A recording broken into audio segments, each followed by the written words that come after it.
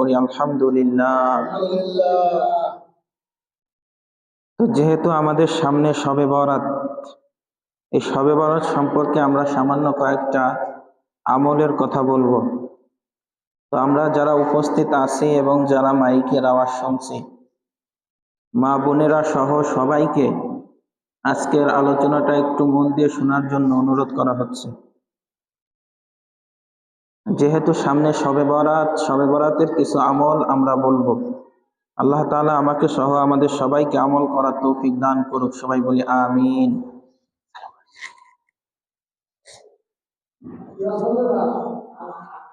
তো আমরা বর্তমান যে মাসের মধ্যে উপস্থিত রয়েছি এটি হলো শাবান মাস।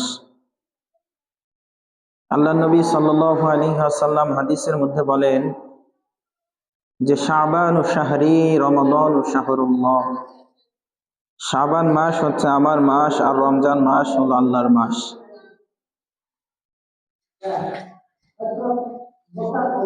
তো শাবান মাস আমার মাস আর রমজান মাস হলো আল্লাহর মাস। তো আল্লাহ নবী সাল্লাল্লাহু আলাইহি ওয়াসাল্লাম এই শাবান মাসে বেশ কিছু আমল করতেন যেগুলো হাদিস দ্বারা প্রমাণিত। তো এর মধ্যে একটা আমল রয়েছে, হযরত আয়েশা রাদিয়াল্লাহু তাআলা আনহা বলেন,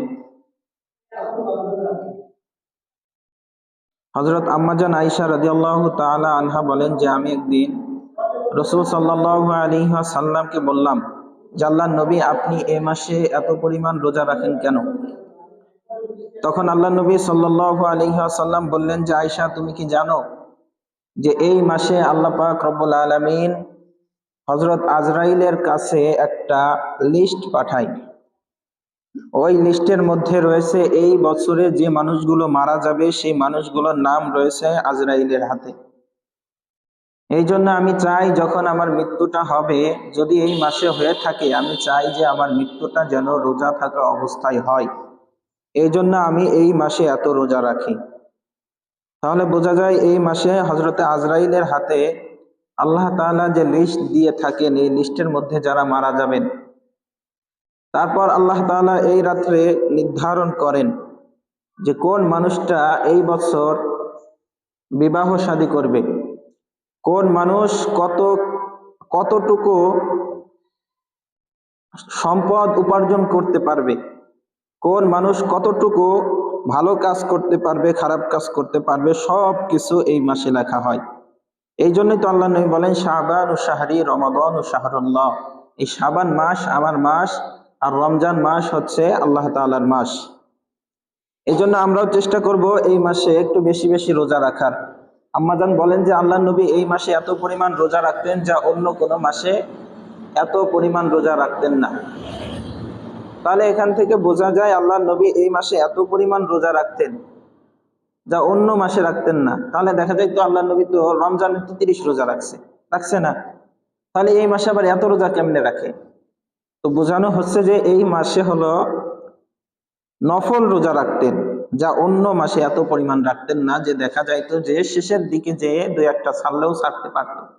তাহলে বোঝা যায় এই মাসে আল্লাহ নবী পুরা মাসটাই নফল রোজায় কাটাতেন। এই জন্য আমরাও চেষ্টা করব এই মাসটাতে নফল রোজা রাখার। দ্বিতীয়ত আসেন আমরা এবার শবে বরাত সম্পর্কে শুনি। তো আল্লাহ নবী সাল্লাল্লাহু আলাইহি ওয়াসাল্লাম বলেন, হযরতে আয়েশা রাদিয়াল্লাহু তাআলা আনহা বলেন যে 15ই শাবান হচ্ছে আমার কাছে থাকার রাত ছিল। মানে ওই দিন রাতে আমার পালা ছিল, তখন দেখলাম আল্লাহর নবী আসলেন আমার ঘরে আসার পর আল্লাহর নবী কাপড় খুলতেছিলেন, কাপড় খোলার পর আবার তিনি ওই কাপড় পরে নিলেন। তখন আম্মাজান বলতেছিলেন যে আমি ভাবলাম হয়তোবা তিনি অন্য কোনো স্ত্রীর ঘরে যাবেন। যখন আল্লাহর নবী বের হলেন তার কিছুক্ষণ পর হযরত আয়েশা রাদিয়াল্লাহু তাআলা আনহা বের হলেন। বের হওয়ার পর তিনি দেখলেন সমস্ত স্ত্রীদের ঘর খুঁজলেন, কিন্তু কারো ঘরে আল্লাহর নবীকে দেখলেন না দেখলে তিনি খুঁজতে লাগলেন। খুঁজতে খুঁজতে জান্নাতুল বাকিতে গিয়ে দেখলেন যে আল্লাহর রাসূল ওইখানে দাঁড়িয়ে জান্নাতুল বাকিতে সমস্ত মানুষের জন্য মাগফিরাতের দোয়া করতেছেন। তখন আম্মাজান আয়েশা রাদিয়াল্লাহু তাআলা আনহা তাড়াতাড়ি ঘরে ফিরলেন, কিন্তু তিনি একটু দ্রুত করার জন্য তার মধ্যে হাঁপানি হচ্ছিল। আল্লাহ রাসূল ঘরে আসলেন, ঘরে আসার পর দেখলেন যে আয়েশা হাঁপাচ্ছিলেন। তখন বললেন যে আয়েশা তোমার কি হয়েছে? তখন তিনি এই ঘটনা পুরোটা বিস্তারিত করলেন যে আপনি যখন বের হয়ে গেলেন আমি ভাবলাম যে আপনি হয়তোবা অন্য কোনো স্ত্রীর ঘরে গিয়েছেন, এই জন্য আমি আপনার খোঁজ করতেছিলাম। যখন আমি খোঁজ করে কোনো স্ত্রীর ঘরে পাইলাম না, তখন দেখলাম যে আপনি জান্নাতুল বাকিতে মানুষের জন্য দোয়া করতেছিলেন। এরপর আমি ফিরে আসছি। তখন বললেন যে আয়েশা তুমি কি জানো আজকে কত তারিখ? তখন বললেন যে আজকে শাবান মাসের 15 তারিখ। তখন হযরত রাসূল সাল্লাল্লাহু আলাইহি ওয়াসাল্লাম বললেন যে এই মাত্র জিবরাইল আলাইহিস সালাম আমার কাছে আসছেন, আর আমার কাছে এসে আমাকে জানিয়েছেন যে আল্লাহর রাসূল আজকে হলো শাবানের 15 তারিখ। এই রাত্রে আল্লাহ তাআলা অসংখ্য বনি আদমকে মাফ করে দিবেন। এই রাতে কি করবেন? অসংখ্য বনি আদমকে মাফ করে দিবেন। হাদিসের মধ্যে এরকম বলা হয় যে বনি কালব নামে একটা গোত্র ছিল, একটা গোষ্ঠী, একটা জনপদ। তো এই গোত্রের লোকজন আবার অনেক ছাগল, উট, এইগুলো, ছাগল, দুম্বা এগুলো পালন করতেন, ভেড়া। তো বললেন যে শুনে রাখো আজকে রাতে আল্লাহ তাআলা ওই বনি কালব গোত্রের যত পরিমাণ ছাগল রয়েছে, এই ছাগলের যে পরিমাণ পশম রয়েছে, আল্লাহ তাআলা এত পরিমাণ বনি আদমকে মাফ করে দিবেন। আর এই সময় এই একটা গোত্রের নাম এই জন্যই বলা হয়েছিল যে এই গোত্রটা ছিল সব থেকে বড় পশু পালন করার ক্ষেত্রে। বুঝতে পারছি যে পশু পালন করার ক্ষেত্রে এই গোত্রটা ছিল সব থেকে বড়, এই জন্য এই গোত্রের নাম নেওয়া হয়েছে। যে এত পরিমাণ মানুষকে আল্লাহ তাআলা মাফ করে দিবেন যে তাদের গায়ে যত পরিমাণ পশম রয়েছে এত পরিমাণ পশম মানুষকে আল্লাহ তাআলা মাফ করে দিবেন। শুধুমাত্র এই হাদিসের মধ্যে কয়েক শ্রেণীর কথা বলা হয়েছে, তার মধ্যে এই সমস্ত মানুষদেরকে আল্লাহ তাআলা মাফ করবেন না। তার মধ্যে রয়েছে মুশরিক ব্যক্তিকে, যে ব্যক্তি আল্লাহর সঙ্গে শিরিক করে, যে ব্যক্তি মাজারে গিয়ে সিজদা দেয়, যে ব্যক্তি পীরের পায়ে সিজদা দেয়, অর্থাৎ যে ব্যক্তি এক কথায় আল্লাহ তাআলার সঙ্গে কাউকে শরিক করে, এই শিরিককারী ব্যক্তিকে আল্লাহ তাআলা মাফ করবেন না। 2 নম্বর হলো হিংসুক, কোন হিংসুককে আল্লাহ তাআলা মাফ করবেন না। তারপরে এই হাদিসে আরো পাওয়া যায় সম্পর্ক ছিন্নকারী, আত্মীয়দের সাথে সম্পর্ক ছিন্ন করেছে এমন ব্যক্তিকেও আল্লাহ তাআলা মাফ করবেন না। তারপর আরো পাওয়া যায় সুদখোরকে আল্লাহ তাআলা এই রাতে মাফ করেন না। তারপর আরো পাওয়া যায় মাতা পিতার অবাধ্য সন্তানকে আল্লাহ তাআলা মাফ করবেন না। তাহলে বুঝতে পারলাম আল্লাহ তাআলা ওই সমস্ত মানুষকে মাফ করবেন যারা এই কাজ থেকে আলাদা, সুদ খায় না, শিরিক করে না, হিংসা নাই, তারপর আত্মীয়তা সম্পর্ক ছিন্ন নাই, এই সমস্ত মানুষকে আল্লাহ তাআলা মাফ করবেন না। তাছাড়া আর যারা আছে তাদেরকে সবাইকে মাফ করে দিবেন। হ্যাঁ, এনারাও মাফ পাইতে পারে যদি এনারা খাঁটি তেলে তওবা করে, আল্লাহ তাআলা এই সমস্ত মানুষকেও মাফ করে দিবেন। এখন আরেকটা হাদিস শুনি। হযরতে আবু হুরায়রা রাদিয়াল্লাহু তাআলা আনহু বলেন যে আল্লাহ নবী বলেন যে একবার এই 15 শাবান রাতেই হযরত জিবরাইল আলাইহিস সালাম আসলেন, এসে বললেন যে আল্লাহর নবী আপনি আকাশের দিকে তাকান। তখন আল্লাহর নবী আকাশের দিকে তাকিয়ে দেখলেন যে জান্নাতের 8টি দরজা খোলা। তো এই 8টি দরজা খোলা, তারপর প্রথম দরজায় তিনি দেখলেন যে ওই সমস্ত মানুষ, যে সমস্ত মানুষ এই রাত্রে রুকুরত অবস্থায় রয়েছে, মানে যারা নামাজ পড়তেছে, রুকু করতেছে, এই সমস্ত মানুষকে দেখলেন এরা প্রথম দরজায় দাঁড়িয়ে আছে।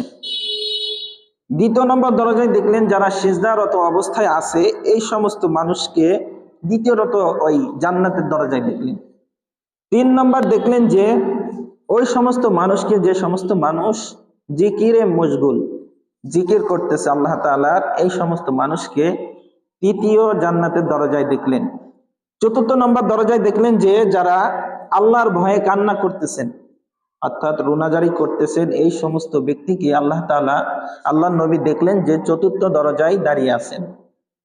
5ম নম্বর দরজায় দেখলেন যে সুসংবাদ সমস্ত মুসলমানের জন্য, ওই সমস্ত মুসলমান যারা শিরিকের মধ্যে লিপ্ত নাই, যারা বেঈমান না, মুসলমান যারা, এই সমস্ত মানুষকে দেখলেন ওই দরজায় দাঁড়িয়ে আছেন। তারপর 7 নম্বরে দেখলেন যে যাদের দোয়া কবুল করা হয়েছে তারা 7 নম্বর দরজায় দাঁড়িয়ে আছেন। আর 8 নম্বর দরজায় দেখলেন যে যাদেরকে আল্লাহ তাআলা ক্ষমা করে দিয়েছেন, এই সমস্ত মানুষকে 8 নম্বর দরজায় দেখলেন। কোন রাত্রে? 15 শাবান, যেটা আমরা বলি শবে বরাতের রাত, নাকি? তো দেখলেন, তখন আল্লাহ নবী হযরত জিবরাইলকে বললেন, জিবরাইল, এইভাবে এই জান্নাতের দরজা কতক্ষণ খোলা থাকবে? এই যে দেখলাম তো দরজা খোলা রয়েছে, এখানে মানুষ দাঁড়িয়ে আছে, তো এইভাবে দরজা কতক্ষণ খোলা থাকবে?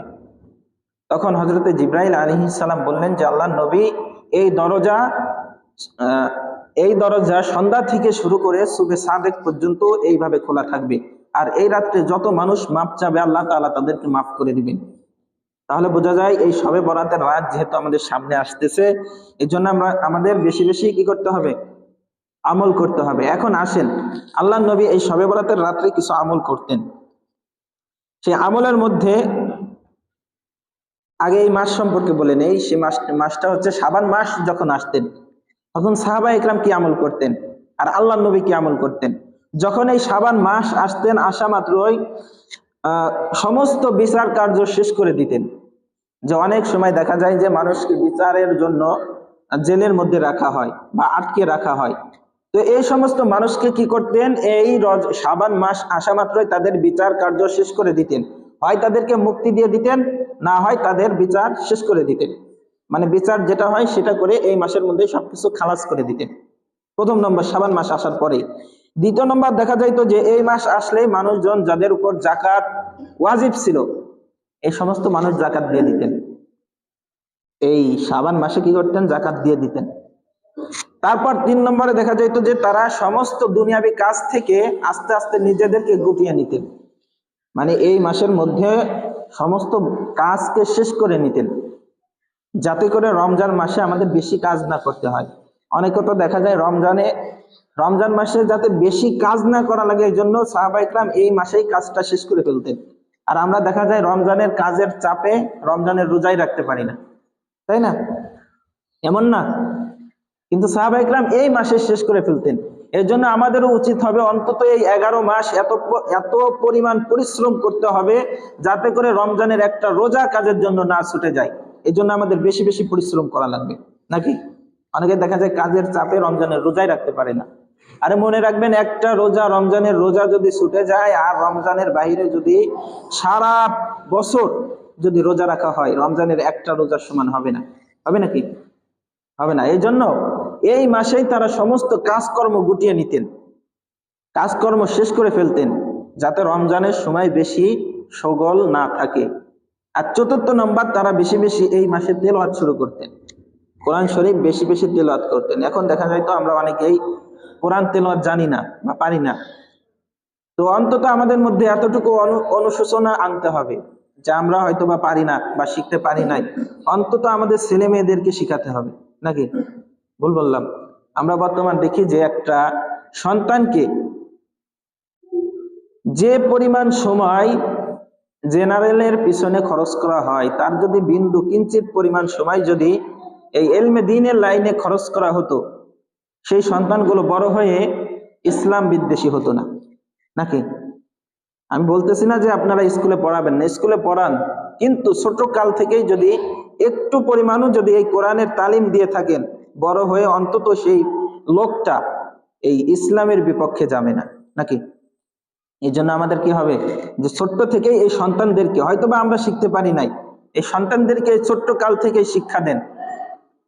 এটা সবার জন্যই মঙ্গল হবে। আপনি মারা যাবেন, দেখবেন এরাই আপনার জন্য দোয়া করছে। অনেকে দেখা যায় আজ মা বাবার কবর কোথায় সে খবরও রাখে না, বা কবর আছে যে শেষ কবে গিয়েছে এ কথা অনেকের মনে নাই। এরকম হয় না? কি ভুল বললাম? এরকমও হয়। এই জন্য আমাদের উচিত হবে অন্তত যদি আমরা ইলমে দ্বীন শিক্ষা দিয়ে থাকি, অন্তত তারা প্রতিটা নামাজের পরে হোক তারা দোয়া করবে। যাই হোক, যেটা বলছিলাম যে তারা 4 নম্বর কি করতেন? তেলাওয়াত করতেন, কোরআন তেলাওয়াত। আমরাও চেষ্টা করব, আমরা শিখার চেষ্টা করব, যেহেতু আমাদের ওই রকম বয়স নেই, আমরা আস্তে আস্তে কিভাবে শিখা যায় সেদিকে চেষ্টা করব, আর আমাদের সন্তানদেরকেও কিভাবে শিক্ষা দেওয়া যায় সেদিকে চেষ্টা করব। এখন আসেন, এই শবে বরাতের দিনে আল্লাহ নবী কি আমল করতেন? একটা হাদিসের মধ্যে পাওয়া যায় আল্লাহ নবী এই দিনে, এই রাতে কবর জিয়ারত করতেন। কি করতেন? কবর জিয়ারত করতেন। আর একটা হাদিসের মধ্যে পাওয়া যায় আল্লাহ নবী সাল্লাল্লাহু আলাইহি ওয়াসাল্লাম বলেন, ইযা কানা লাইলাতান নিসফি মিন শাবান ফাকুমু লাইলাহা ওয়া সুমু ইয়াওমাহা। যখন লাইলাতান নিসফি মিন শাবান, অর্থাৎ আরবিতে বলে হচ্ছে লাইলাতুন নিসফি মিন শাবান, আর আমরা যেটা বলি বাংলায় শবে বরাত। সব মানে হচ্ছে রাত, শবে বরাত মানে বরাতের রাত। তো লাইলাতুন নিসফি মিন শাবান, এখানে আল্লাহ নবী বলেন যে ইযা কানা লাইলাতুন নিসফি মিন শাবান, যখন শাবানের রজনী আসে, ফাকুমু লাইলাহা, তখন তোমরা রাত্রে বেলায়, কুমু লাইলাহা, রাত্রে বেলায় তোমরা কিয়াম করবে। কিয়াম করবে মানে তোমরা দাঁড়িয়ে নামাজ পড়বে। কি করবে? দাঁড়িয়ে নামাজ পড়বে, নফল নামাজ। এখন অনেকে বলতে পারে নফল নামাজ কেমনে পড়বো? দেখা যায় মহিলারা এটা বেশি, যে একবার আলহামদুলিল্লাহ বাদ বাকি তিনবার কুল কুল হু আল্লাহ সূরা এরকম দিয়ে বলে যে একবার আলহামদুলিল্লাহ বাদ বাকি তিনবার করে, এরকম কোনো বিষয় না। আপনি এমনি সাধারণ দিন যেভাবে নামাজ পড়তেন ওইভাবেই পড়বেন। তাহলে আল্লাহ নবী বলেন যে কুমু লাইলাহা, যে রাত্রে বেলায় তোমরা নামাজে দাঁড়িয়ে যাও, ওয়াসুমু ইয়াউমাহা, আর দিনের বেলায় তোমরা রোজা রাখো। দিনের বেলায় কি রাখো? রোজা রাখো, আর রাত্রে বেলায় নামাজে দাঁড়াও। তাহলে এখানে আমরা রোজা কয়টা বুঝি? যে কুমু লাইলাহা, রাত্রে দাঁড়াও আর দিনের বেলায় রোজা রাখো। তাহলে কয়টা রোজা হয়? হ্যাঁ, কয়টা রোজা হলো? যে তোমরা রাত্রে নামাজে দাঁড়াও আর দিনের বেলায় রোজা রাখো। দিনে কয়টা রোজা রাখা যায়? একবারে একটা। তাহলে বোঝা যায় এখান থেকে একটা রোজা রাখতে হবে। কয়টা বলেন?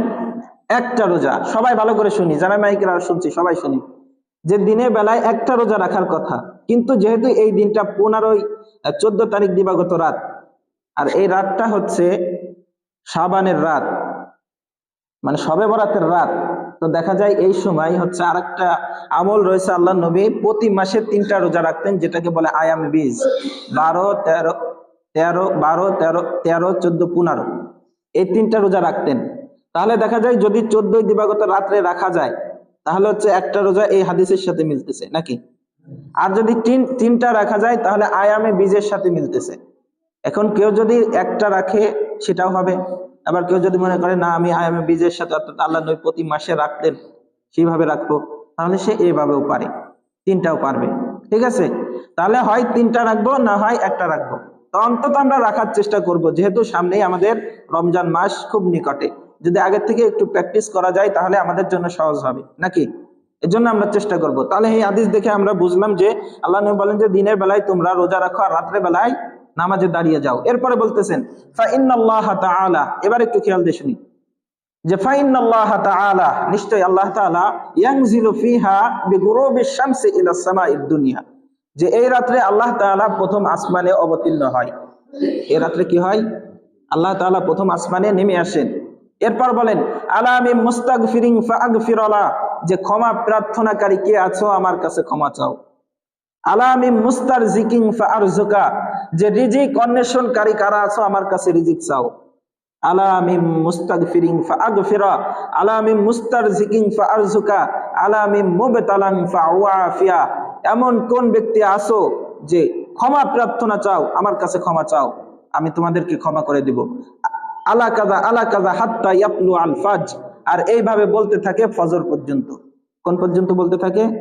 যে ক্ষমা প্রার্থনাকারী কে আছো আমার কাছে ক্ষমা চাও। রিজিক কার দরকার আমার কাছে রিজিক চাও। কে এরকম অসুস্থ আছো যে সুস্থতা চাও আমার কাছে চাও, আমি তোমাদেরকে ক্ষমা করে দিব। আল্লাহ তাআলা প্রথম আসমানে এসে এইভাবে ডাকতে থাকে হাত্তা ইয়াতলু আল ফাজ, অর্থাৎ ফজর পর্যন্ত আল্লাহ তাআলা ডাকতে থাকে। তাহলে বোঝা যায় এই রাতটা খুবই গুরুত্বপূর্ণ রাত। এখন কথা যে হুজুর আমরা কি এই আমল কি মসজিদে এসে করব, রাতের আমল, নাকি বাড়িতেই করব, নাকি যে মসজিদে এসেই করব নাকি বাড়ির থেকেই করব? তো এখানে আরেকটা হাদিস বলি, সেটা হচ্ছে আল্লাহ নবী বলেন যে তোমরা বাড়িকে কবরের মতো বানিও না। কবরের মতো কি? কবরের মধ্যে কোনো কি কথাবার্তা হয়? কোনো ইবাদত বন্দি করা যায়? যায় না। তো আল্লাহ নবী বলতেছেন যে তোমরা তোমাদের বাড়িকে অন্তত একটা জায়গা এমন করবে যেখানে নামাজ পড়া যায়, ইবাদত করা যায়, একটা জায়গা ওইভাবে রাখবে। আর নফল নামাজগুলো, সুন্নাত নফল গুলো এই বাড়িতে পড়বে। সুন্নাত নফল কি করবে? বাড়িতে পড়বে। আর ফরজ যেটা সেটা শুধুমাত্র মসজিদে এসে আদায় করবে। বুঝতে পারছি? তাহলে বোঝা যায় রাত্রে বেলায় যদি আমরা ইবাদত করতে চাই, মসজিদে আসলেও আসতে পারেন, বাড়িতে করলেও করতে পারেন, কিন্তু চেষ্টা করতে হবে আমাদের করার জন্য, তাই না? তাহলে আমরা এই শবে বরাত থেকে বুঝতে পারলাম, কেউ যদি 3টা রোজা রাখে রোজা রাখবে 3টা, কেউ যদি একটা রাখে একটা রাখবে, অন্তত পক্ষে রাখার চেষ্টা করতে হবে। আর আল্লাহ নবী এই রাত্রে কি করতেন, যে কবর জিয়ারত করতেন। আমরাও কি করব, কবর জিয়ারত করার চেষ্টা করব। অন্তত কবরেও যদি কাছে না যাইতে পারি, আমরা অন্তত মসজিদে হোক, বাড়িতে হোক, যেখান থেকে হোক, আমরা কবরবাসীর জন্য দোয়া করব। পারবো না ইনশাআল্লাহ? আল্লাহ তাআলা আমাকে সহ আমাদের সবাইকে আমল করার তৌফিক দান করুক, আমিন। যারা সুন্নাত পড়েন